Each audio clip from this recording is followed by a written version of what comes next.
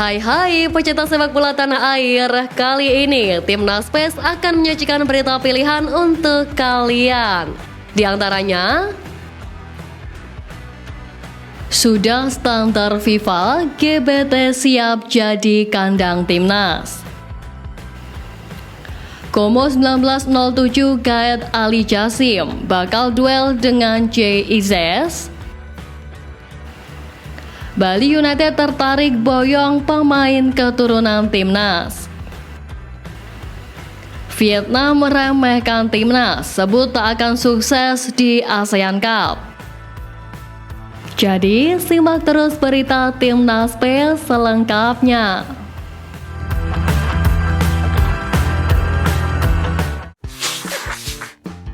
Yabes Tanuri selaku CEO Bali United menyatakan timnya tertarik mendatangkan pemain-pemain keturunan yang berada di Timnas Indonesia. Ia mengatakan pemain-pemain keturunan memang punya kualitas, bisa dilihat meningkatkan performa dari skuad Garuda. Namun Serdadu Tridatu pasti harus merogoh kocek dalam-dalam jika ingin memboyongnya.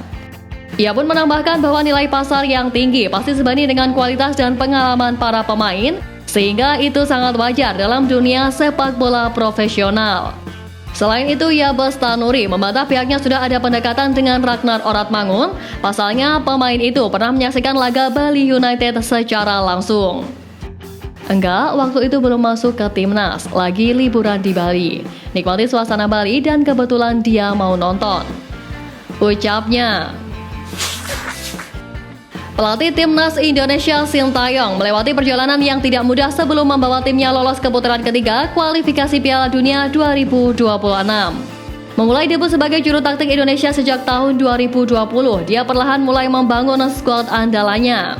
Terbaru, dia mampu membawa ranking FIFA Indonesia dari 173 hingga saat ini berada di posisi ke-134. Namun Sintayong menilai bahwa ranking FIFA itu bukan patokan untuk menilai Indonesia. Dia mengakui bahwa mereka masih berkembang dan bisa terus membaik secara ranking. Selain itu, posisi ranking FIFA yang tinggi juga tidak menjamin mereka bisa lolos ke putaran ketiga kualifikasi Piala Dunia dengan mudah. Menurutnya, perkembangan ini memang harus membutuhkan waktu. Sin menegaskan bahwa pemain yang berada di Timnas Indonesia kini memiliki kualitas. Mereka juga mampu menyatu sebagai sebuah tim dan tentunya ini jadi keuntungan tersendiri bagi pelatih.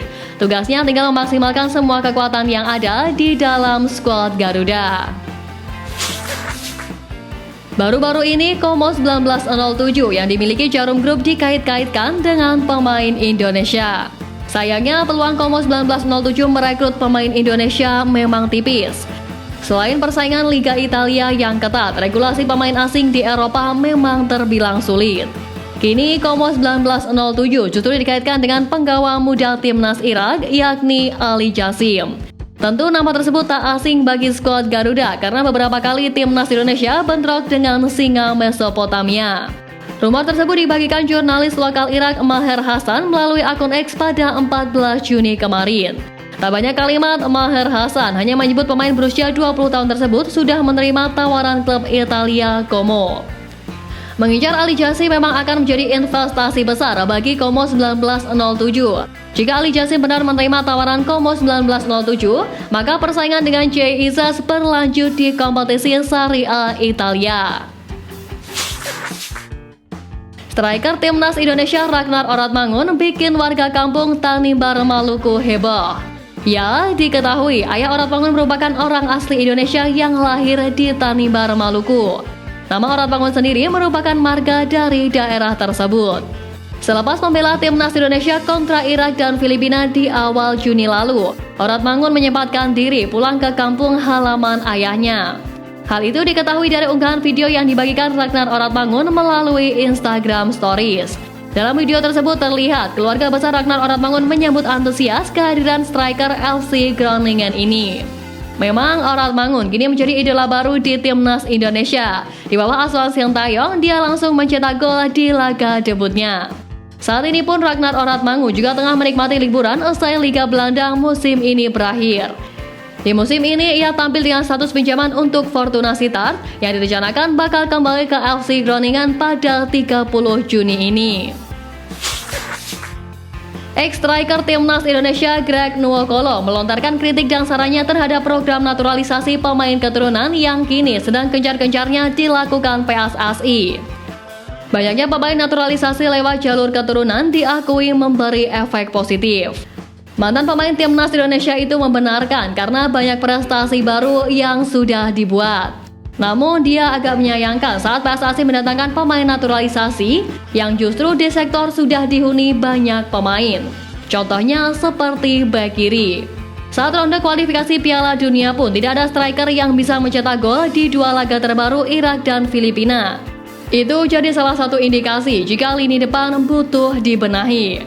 Ketika sudah mendapatkan striker target man, masih ada hal lain yang menurut Greg perlu diperbaiki, yakni timing ketika mengirim bola ke lini depan. Hal tersebut sangat penting karena Greg melihat suplai bola yang didapatkan striker memang kurang matang. Greg berharap kedepannya PSSI dan tim kepelatihan bisa lebih fokus pada persoalan teknis agar ada keseimbangan di antar lini. Menteri Pemuda dan Olahraga Dito Aryo Tejo memastikan Stadion Gelora Bung Tomo Surabaya telah memenuhi standar FIFA dan siap digunakan sebagai kandang Timnas Indonesia di putaran ketiga kualifikasi Piala Dunia 2026 September mendatang. Ya, seperti diketahui, sebelumnya Ketua PSSI Erick Thohir mengatakan laga FIFA Matchday Timnas Indonesia pada September nanti, yang sebelumnya dijadwalkan akan berlangsung di Jakarta, bakal dipindahkan ke Surabaya.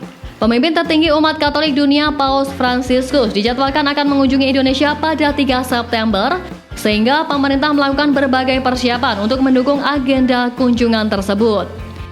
Di sisi lain, Menpora Dito mengatakan ia yakin bahwa Indonesia bisa masuk Piala Dunia 2026 dengan skuad yang dimiliki Sintayong sekarang. Menurutnya, permainan Timnas Indonesia saat ini telah banyak mengalami kemajuan yang signifikan, meski di beberapa aspek memang masih perlu ada peningkatan. Media asal Vietnam Soha sepertinya memang cukup fokus untuk membahas Timnas Indonesia saat ini. Melansir dari laman resmi media tersebut, yakni soha.vn, melaporkan bahwa Timnas Indonesia di ajang ASEAN Championship Series 2024 dirasa akan mengalami kesulitan untuk bersaing dengan tim-tim kuat lainnya di kawasan ASEAN, semacam Thailand, Irak, dan Malaysia. Hal ini beralasan karena Timnas Indonesia dipastikan tidak akan menurunkan skuad terbaiknya, termasuk para pemain diaspora yang bermain di benua Eropa.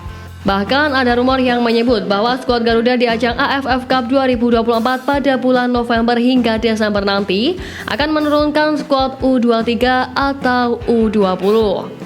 Jika hal ini menjadi kenyataan, menurutnya dapat dipastikan Timnas Indonesia akan kesulitan bersaing dengan tim-tim lain seperti Malaysia, Thailand, dan Vietnam.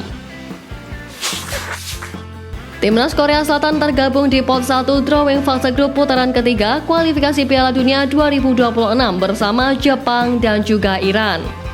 Alih-alih berfokus pada satu tim kuat, masyarakat Korea justru menunjukkan kekhawatirannya terhadap Timnas Indonesia.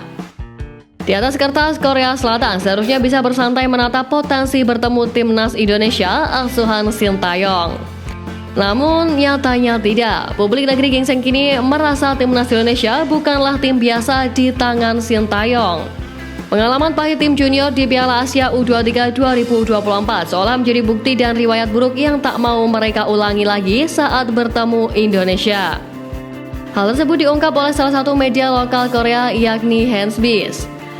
Kami menghindari Jepang dan Iran, tapi kami khawatir bisa bertemu dengan tim Timur Tengah, Korea Utara, dan Sintayong. Tulis Hansbees. Sintayong menjadi salah satu alasan mengapa Timnas Indonesia begitu mengancam, hal yang tidak mudah untuk mereka hadapi. Menarik dinantikan kejutan apa lagi yang akan diberikan Sintayong dan Timnas Indonesia di kualifikasi Piala Dunia 2026.